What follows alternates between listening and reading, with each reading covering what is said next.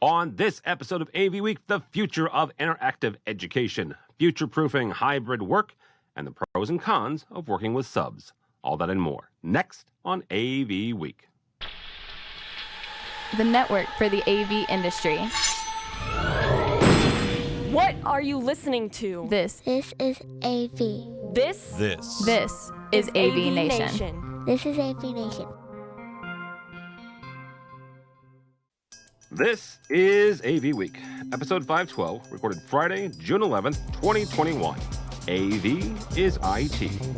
Support for AVNation is brought to you by Sure, sound extraordinary. and by Middle Atlantic, what great systems are built on, and by Just Add Power, the global leader in video over IP solutions with systems that give you easy installation, unmatched scalability, and outstanding performance. This is AV Week, your weekly wrap-up of audio-visual news and information. My name is Tim Albright. I am your host. With us to discuss the news and information we have gathered this week, she's still in an RV. Her name is Corey Schaefer, and she is with QSC. How are you, ma'am? I am well. I'm happy to be in an RV, seeing a little bit outside my home office. The last time we talked with Corey about 6 weeks ago, she was up in Montana. Now she is in the lower part of the lower 48. Yep. So seeing all sorts of, you should do all 50 states. I'm not sure you could do that, though, in an RV. So that's a whole other thing. With us also is Mr. Brock McGinnis from Nationwide. Welcome, sir. Afternoon, Tim. Always a pleasure. Honor to be here. Absolutely. Thank you, sir, so much. First time on this program, but James is no stranger to podcasts. James King from Stockton. Welcome, sir. Thank you for having me, and feel honored to be with this panel here, these great heavy hitters. They do hold their own, and you will have to work to get a word in edgewise because they are both incredibly smart, but also incredibly verbose. So we'll start with that. All right. And that's your word for the week, kids. Verbose. Go look it up.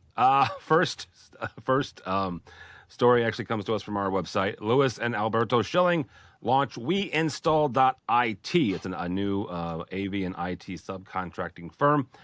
From the press release, quote unquote, because of our AV and IT background, working for the largest tech firms in the world, we know how important and difficult it is to find quality boots on the ground for scale projects.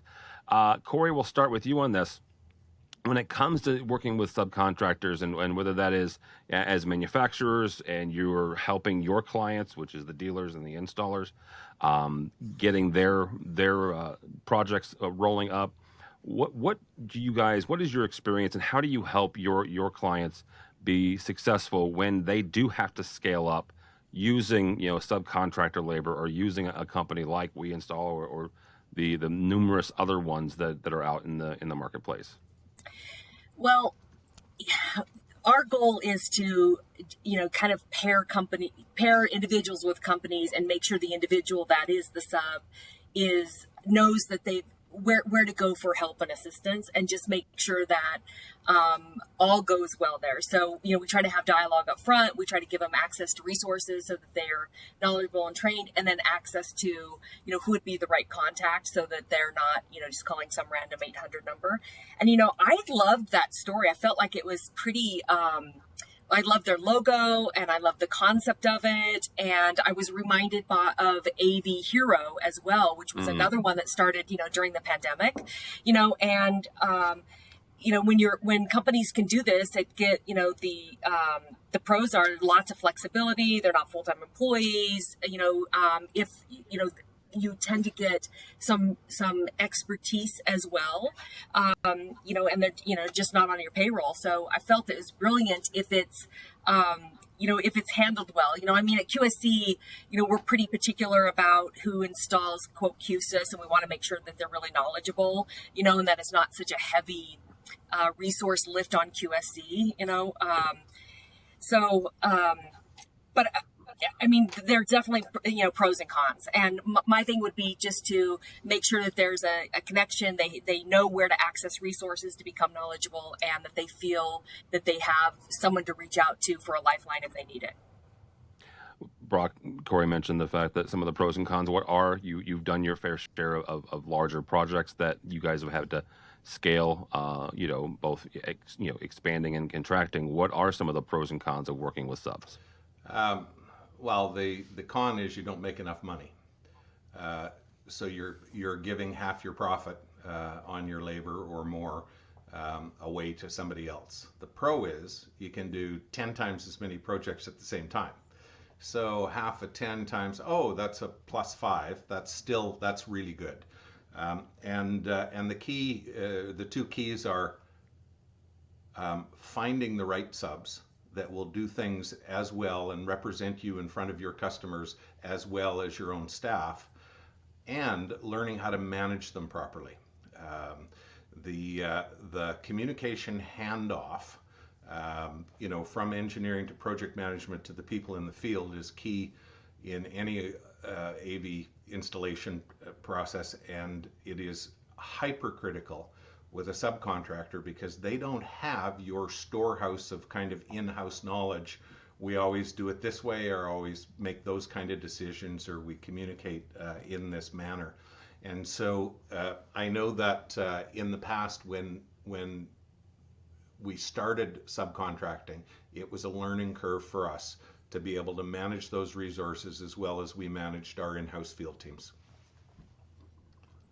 I think a really good point, Brock, is about management. And then it's also because they represent your company and your brand, with subbed or not, they represent Correct. you. And, it's just really important that expectations get laid out ahead of time and that things are managed well. Corey, you mentioned the fact that they represent you. I have a dear friend who is working as a sub for another company that I know this week.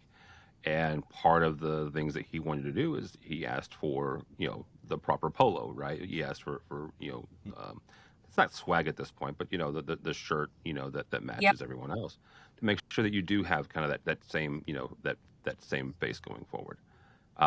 James, at this point, you are the tech manager. You're the guy that Brock is doing the work for, not you specifically, but in this case, what is it? What are some of the pros and cons from your perspective of an integrator, a dealer bringing in subs to get jobs done and make sure that they're on time before you hit the fall? In this case for college.